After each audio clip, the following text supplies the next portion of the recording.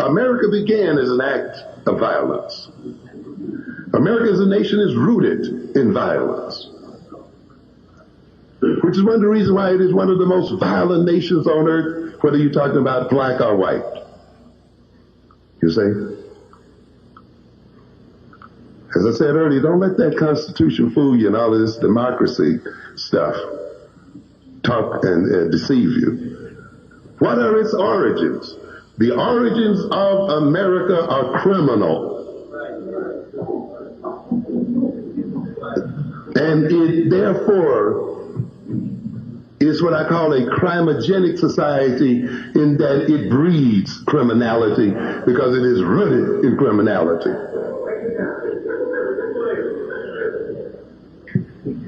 Why are you surprised? What are the two major acts of criminality that brought this country into being? The first one, of course, is what? The criminal destruction of Indian nations. Rape and robbery and thievery. Taking of lands and taking of wealth. Destroying of people's cultures and nations. Placing people in prisons called reservations.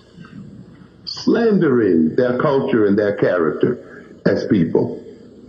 This country is built on it. I don't give a hoot whether you love it or not. It's what it's built on, and that's the reality of it. And why can I call it a crime? Because I can call it a crime based on the white folks themselves. They came over here with the Bible in their hand, didn't they? They came over here touting something called the Golden Rule, didn't they? Do unto others as you would have them do unto you. Okay, so don't tell me they didn't know any better. They would not have had that done to themselves.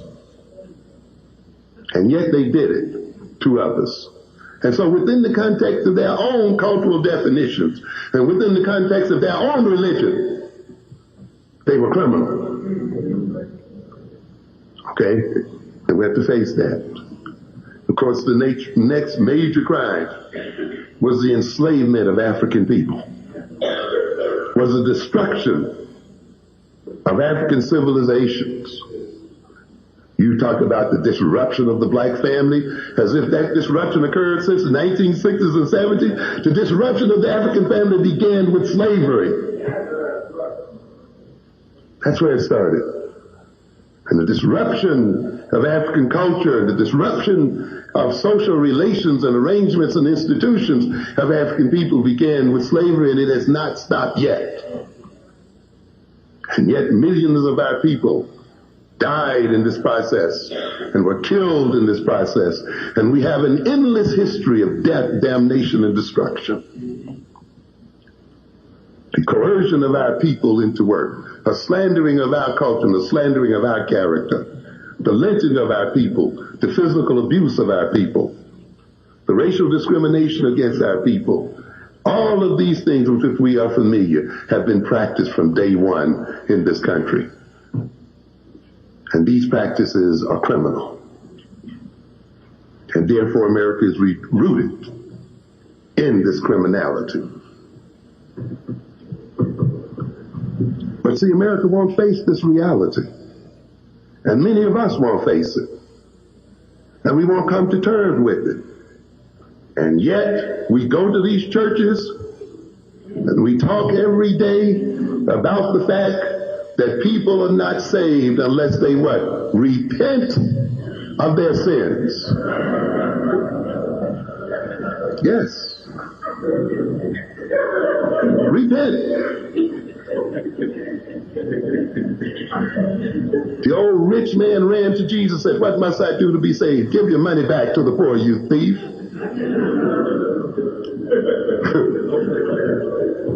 He didn't do it, though, did he? But that was the thing. Look, you got to give it up. You got to give it back. You got to repent. You got to admit. But you see, we as white people want to put that rule on ourselves, but we don't demand it on those who misused us.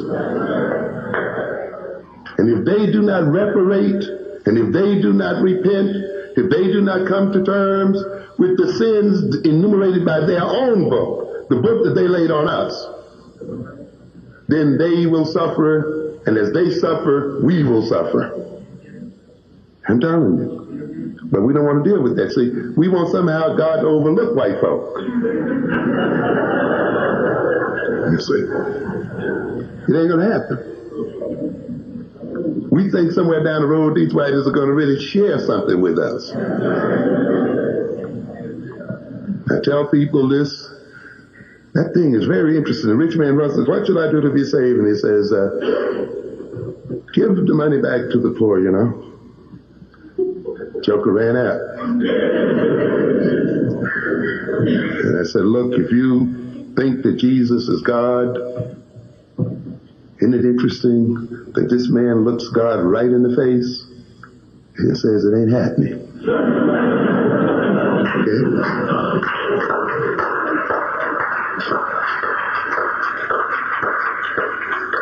And Jesus says he got as much a chance of getting into heaven as a camel through the eye of a needle, right? I say that for you people who sit around here thinking one day good news is going to strike this white man's heart. And he's going to share equally his wealth and power with you just out of the goodwill and goodness of his mind. If he can look your God, if the rich man can look God in the face and say no, you know doggone well, then these folk can look you in the face and going to say no.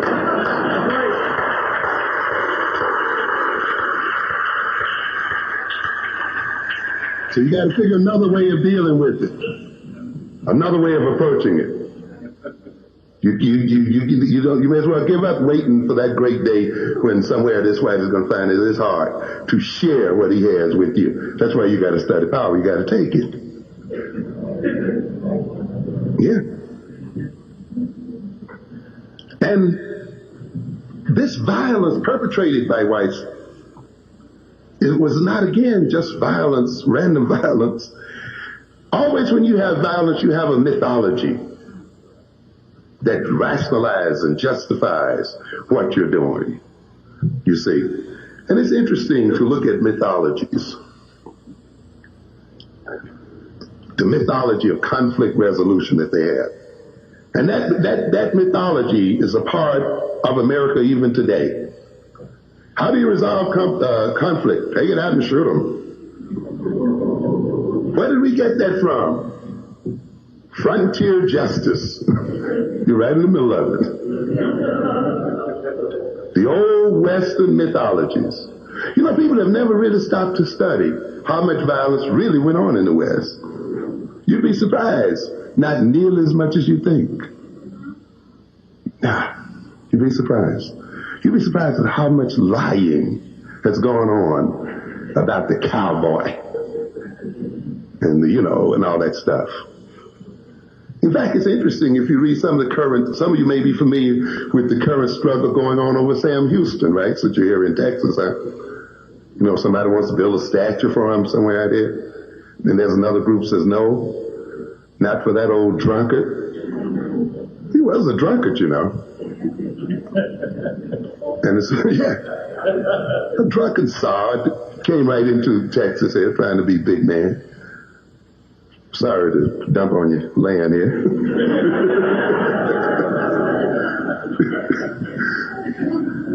Ne'er-do-well, looking for a new opportunity in the land of Texas. A bad general, too. Running like hell from Santa Ana and the other people there. Oh, yeah, check the real history out. You see? Now you got your fourth largest city in the country or whatever, named after Sam Houston, but you haven't really studied who Sam Houston was. What a rascal he was. How he was not really thought well of by many people. How the battle he won was more by accident than it was by design and plan. Yeah. The whole bit. All kinds of myths have been generated to justify this nation. So the myth of the chosen, that these people were chosen by God in some way to rule the earth. the myth of what it means to be a man. You see, all of these kinds of myths have become a part of American folklore, but they're just not folklore. They become a part of people's ways of behaving and relating to other people. A real man don't take no stuff. You know, and he or she dissed me, you know. And how do you resolve that? You know, you go for it. Because that's what? The American way of solving problems. You see? And there's a mythology there. People not only dominate other people, they rationalize that domination. They make an excuse for dominating other people. So the whites had to rationalize their immoral behavior that was even condemned by their own Bible and by their own God. They had to rationalize the murder of Indians and the enslavement of black folk. And in order to rationalize it then, they had to create a racial mythology that we were born to be slaves. You see. So they're not doing anything wrong. This is right in line with God's plan.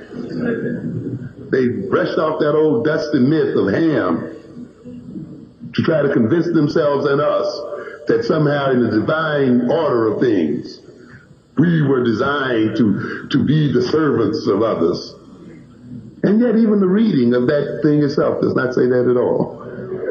But people believe it because it's a part of the racial mythology that has been laid down, you see. And so many of us are willing to forgive those other people for what they've done and ask nothing from them because in a sense we've subconsciously internalized these kind of mythologies, you see, that somehow we are people who are supposed to be the servants of other people. And that's one reason why we think that they're going to be exempted from the law. The Indians were destroyed because they were what? Savages. Okay? They're the savages. They're the ones without civilization. They fed you when you got in, would have starved to death, maintained the white colonies and so forth. And what thanks did they get for it? Death. Why? Because they were savages. So again, what do you got? Oppression. Things being done what? Turned around. Turned backwards. You see, the victim is made to appear to be the perpetrator. You see, and this is what mythology does. Mythology seeks to what we call naturalize history. To make what is appear to be what is natural, or what has been divinely ordained by some natural order, or by some divine order. And so we get a mythology. Not only though do people build a mythology to justify what they're into, they act in terms of the mythologies that they develop. The mythology of racism and the mythology that was built around black people is used to justify segregation, justify discrimination, justify all forms of misbehavior toward us as a people. Once you use that mythology and use the mythology to create an environment, you actually then begin to create behavior as a result of placing the person in a particular environment, you see. And this is what happens. You put people in a particular environment. After a while, that environment is reflected in their behavior. You put a person in prison, you keep them in prison, they learn to be criminal. Yes, and we know prisons are schools for criminality. But you see, the process of putting them in is overlooked. The process of creating the environment is overlooked. What you do is count noses after you've done it. And you say, oh, well, you know, so many of them are arrested for violence. That means they must be violent. But the whole process of how it happened is not dealt with. I deal with something in black on black violence I call the structuration of crime. What am I trying to say there? Simply because a man mugs someone else doesn't mean he's more criminal than a man who swindles, even though we are often convinced of that. Often crime is not irrational, but a rational process. People weigh, they weigh all kinds of options often when they engage in crime. When you've robbed a person of education, you've robbed them of job opportunities and possibilities, locked them in what amounts to reservations. If they had the same level of criminality as a person who has a degree in accounting, works as a vice president of a bank, they're going to create two different sorts of crimes, not because one is more criminal than the other, but because of the structure in which they both reside. As I've said before, it's crazy if you are an accountant and you have control of the money and you can electronically transfer millions of dollars to your own account for you to go out in the street and knock somebody in the head for a few nickels. You have what? Different options. Not that you're necessarily less criminal. Your object is the same, to do what? Get money. You look at your options. So, hey, man, I can transfer this, doop, doop, doop, doop. I got $1 million, I'm done with it. But another man who's not what? Sitting at that position, is not in that place, looks at his options. Well, I either got to break into a house, knock somebody in the head, one way or the other, you see. And yet we don't talk about, you see, how so-called black-on-black violence and the criminality in our community is structured by the very system itself. You see, how placing and restrict people under certain circumstances and restricting their options, we literally dictate the types of crime that they will commit when they commit them. And then we want to talk about their violent nature and try to connect it with their genes. See, when these whites were begging and poor and weak over here in this country, they didn't hesitate to kill and mug the Indians, did they? To rape and rob and steal and do whatever they could. Once they got it under control and passed their mafia rules, they didn't have to engage in that anymore. They used their army and police force and other kind of things to do that. And then they can look like they are less violent and less, this and that. Why? Because they're less criminal? No. Because their options are different. You see? And in a way, then, if we to change the nature of so-called criminality, as I tell people, look, you want us to get out of violent crime? Let us become accountants.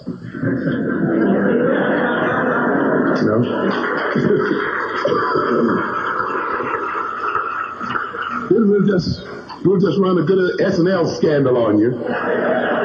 But we won't hit anybody in the head, Won't shoot anybody. But it's very important for us to understand as we got to rush through here. But we got to look at these kind of things, you see, before we just jump up and make moral condemnations and make psychological condemnations of people and other kind of things. That's why, you see, you got to be African-centered in your education so that you can perform the right kind of analyses and things. But when you let other people teach your children, you let other people teach you, they're going to teach you and educate you into ignorance and into stupidity, I'm telling you. And into blindness and distort your perception and capacity to see what is going on. And you join with them in condemning yourself and your children, you see. And you will think that the only thing that needs to be changed is some kind of moral relationship here, an outcome. No, there are political and social and economic changes that must occur if we're to change things here.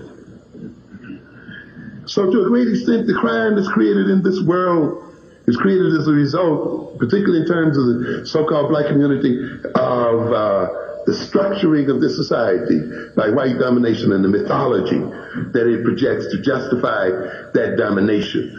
Most of all, it's structured by the whites' denial of their own criminality and their own criminal behavior, and their projecting of their own criminality onto their victims. So the Indians become the savages, even though they were minding their business before you got here. They were alive, they had their nations. But now you say that they were killed because they were savages. You see, so the whole thing gets turned around. Tremendous psychic violence, which I think is even worse than physical violence, was visited on our people. We don't have time to talk about this today. Why do we think of black people anyway as more criminal? Let's look quickly at this game and see how it's played, this projecting of criminality. The political paradox is, as stated in the Wall Street Journal in August 1992, people with the least to fear from crime drive the crime issue. Appeals to suburban whites highlight split between perception and reality. In other words, people who are least threatened by crime are the first one to talk about it. And the people who are less threatened directly by crime are the first people that the politicians talk to and generate fear about crime. You had Clinton talking about the hiring 100,000 police officers. And yet, the perception of crime and the published perception of crime and the reality of crime remain far apart. In 1990, whites committed 54% of all violent crimes, while blacks committed 45%. The rate of increase in the incidence of violent crime over the past decade has been the same among blacks and whites. But why do we get this image of black folk as being the criminal folk? You see? Moreover, violent crimes between races are by far the exception. Black people are not out here wholesalely attacking white folk. Black folk are victimized more by other black folk than by anyone else, and so are white folk. In 1998, 92% of violent crimes committed against whites were committed by other whites, while 84% of violent crimes committed against blacks were committed by other blacks. So why do we get this image here of some black folks stalking in the shadows, looking to victimize white folk more than they victimize themselves? Why is crime even talked about with that image anyway, you see? You must recognize then that there's a political game going on here, a psychological game, a mythology being created, a managing of image to justify domination, a managing of image to justify unemployment and to justify locking people in inner city reservations and to justify the continued control of the lives of African people by non-African people, going against the very facts that these people themselves collect, you see, and know better. And while and if we look at a couple of other things here, the American Medical Association published around in June 1992 a battery of some 70 studies indicating that the greatest increase in gunshot deaths has been among white men and women in large and small cities, with black men and for black men in small cities. Among white men and women in inner city, that is, violence among white men and women in the inner cities rose by about 30%, slightly more than blacks. So where do we get this image here then, that blacks are in the vanguard of criminality in this country? And why do we, as black people, buy this? Doesn't mean that we are not engaged in violence to police, I'm not saying that. But why is it that we have this one side image? TV is promoting this perception. Why do we have the image of the white woman as being victimized by the hulking black man, when a recent study indicates it found that women of any age were far less likely to be victimized and the victims of crime than men?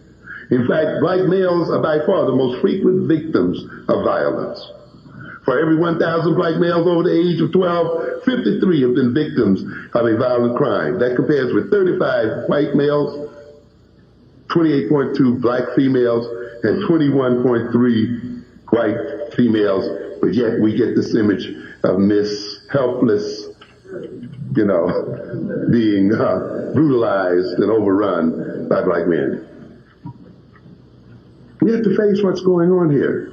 Ladies and gentlemen, we have a game being played on the minds of our people, a game that is used to justify violence. I wish I had time. We don't have time to talk about the increasing violence in white suburban schools that's occurring, and the increasing violence occurring in white rural schools of places like Dartmouth, Massachusetts, where white boys walked into the classroom with a bat and knife and everything, walked directly into the class while the teacher's teaching to stab another student to death.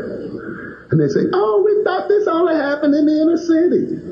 Well, it's happening all over, because America is a violent society on the whole, you see, and this violence is around, but we don't hear much about that.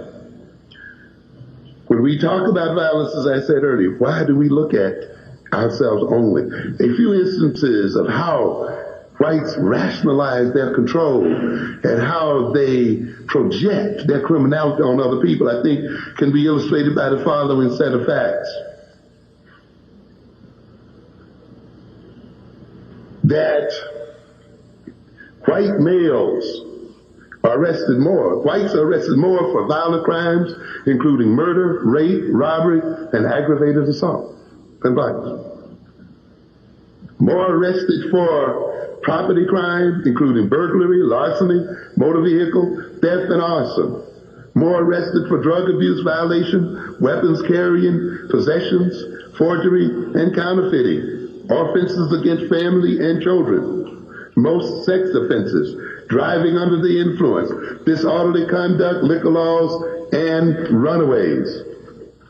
How do we get this image then of the black criminal man as being what it is today? I cannot fail to mention the crimes of the white male against black humanity in the forms of wars of conquest, colonization, and ongoing oppression, of wars using African puppet proxy armies and white and black terrorists and mercenaries, repressive neo-colonial governments against African populations. These war crimes perpetrated by the white male have produced murdered casualties and maimings in the millions. If you read a current book by Brzezinski, who I think was Secretary of State or something under Nixon or so forth, he has a book now, let's see, in fact there are two out now. One, Pandemonium, I believe, I may have them mixed up, that's written by Monahan, and I forget the name of the one now that's written by Brzezinski. These people are coming face to face with the fact that we are not facing a new world order, we are facing a new world disorder. And they're coming face to face with the fact that ethnicity is not going away. It never went away, and it ain't going nowhere.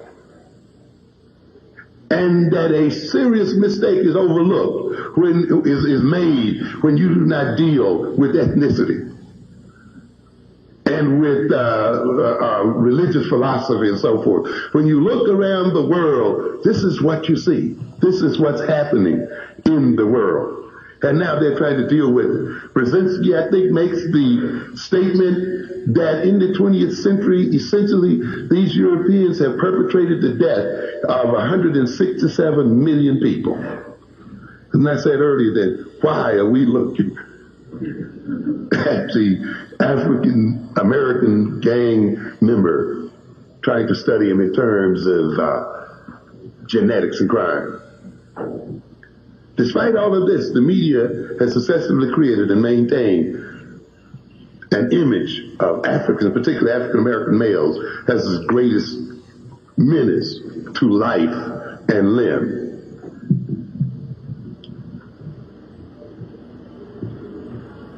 I have to sum it up here, but this is the kind of cultural context in which black on black violence takes. And we have to look at it within that context. This violence has created a lot of the violence that we see today. Alienation, and created the emotions, alienations, anger, hypersensitivity, inferiority complex, which becomes a source of much misbehavior, including violent behavior. This constant propaganda about our people being a criminal people, about the black male being a criminal person, about black people being inferior and so forth, has been internalized by too many of us. And once we internalize that racism, we act toward each other as a white racist would act toward each other. I've indicated to a great extent the black-on-black criminal is essentially a white racist in black clothing. Because what? He feels and has the same attitude toward his fellow black that a white racist has. We don't have time today to talk about the role of identity and what identity means and what consciousness means, you see. But then you can hear, if you ride the subways in New York City, you can hear our young men using the same words that we here in the South would never have used in public. And we would never have allowed ourselves to use in public, you see. But people who now have identified and have with whites and have internalized their attitudes, the same attitudes that whites have internalized toward us, then feel quite free to engage in violence. We have to look at adolescence, the whole issues of adolescence, when people are struggling for power, when young people are struggling with frustration, when they're trying to struggle with their ethnic and sexual identity, when they're trying to gain peer acceptance, when they're concerned with status symbols, boredom, norms, and so forth, and how that feeds into the so-called violence that we're talking about as a people. And what have we done to deal with the crisis of adolescence? A quick look then at what I call the ecological context of violence. A recent study was done here in New York demonstrating that 75% of those in prison were generated from 7 neighborhoods in New York City. And all of from all over the state, 7 neighborhoods generated about 75% of the prisoners in prison there, indicating that there's something about the ecology of those neighborhoods. There's something happening in those neighborhoods generating a criminality. And of course, you know, I don't have to name the names, Harlem, Bedford-Stuyvesant, Brownville, and other names which are very familiar to us. What is going on in those places? You see, violence that begets violence is facilitated when there are no mitigating influences. That is, influences that stand between the person and violence. In other words, if we had a correct ethnic history, a correct ethnic culture, and knowledge of ourselves and ethnic consciousness, if we had appropriate educational institutions, if our family compositions were what they should be, if our employment and incomes were what they should be, then violence would be reduced in our communities. You see, what we call social institutions are not things people just happen to create. Social institutions are instruments created by people to deal with reality, to protect them, to provide for them, to serve as a power against reality and the power over reality to control reality, you see. We know then that people who generally receive certain levels of education, types of education and so forth, tend to engage in violent behavior less, at least the kind that we're talking about here today. People who have been raised in certain types of family situations tend to produce less violence than others. People who have been socialized in appropriate spiritual institutions tend to be less violent in their orientation than others.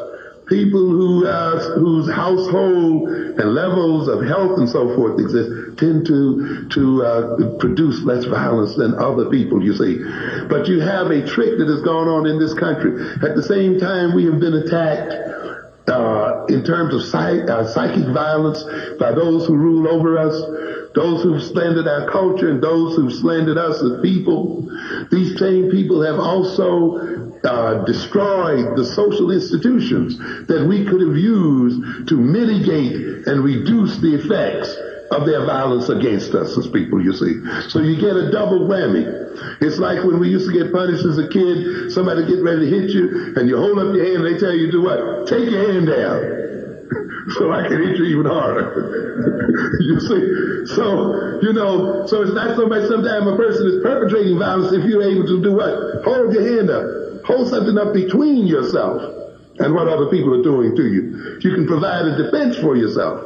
But in this instance, we have been attacked, and not only are we attacked, the means by which we can defend ourselves against the attack, against our person and against our character and against our psychological well-being and so forth, the means, the income and other means that we could use to mitigate and to change the nature and the results of those attacks against us have also been removed. So this then creates violence. So when you look in these communities where education has been disinvested, where deindustrialization has taken over, where whole industries have moved out of the communities completely, and now they're getting ready to move these industries totally out of the country, ladies and gentlemen. And when we come back, we're going to talk about the effects of deindustrialization. Even those of us who will get jobs and degrees don't have much of a future in America. I'm telling you. If we do not wake up and understand what is going on in this country economically, we are going to be destroyed. We got people out here motivating people. You can be what you want to be. Live your dream. All that kind of stuff. That operates on assumptions, ladies and gentlemen. That operates on the assumption of an expanding economy. That there's increasing what? Job opportunities and increasing possibilities. In the 1960s, the United States economy was expanding, and it had opportunities. Then we could say, if we would only remove racism and job discrimination, we can make it. But that era is over. This was over 30 years ago. In this era now, the removing of racism is not going to enhance the economic possibilities of black people because the jobs are not there. The nature of the economy is changing. Racism is no longer our one and only problem. The global economy is changing in such a way that even if whites remove racism right now, tomorrow, we would still be suffering. Because the factories are gone. The factories in Detroit that used to provide good livings for black men and women and families that worked in GM and Ford and so forth, that made it possible for them to raise their children, to build decent housing for their children, to send their children to college and everything, are gone. They've disappeared. And this is the kind of world our youngsters live in. The global nature of this economy is getting ready to even destroy white folk if they're not careful. Let alone what's going to happen to us as people. This 40% of the population growth in the United States is being fueled by immigration.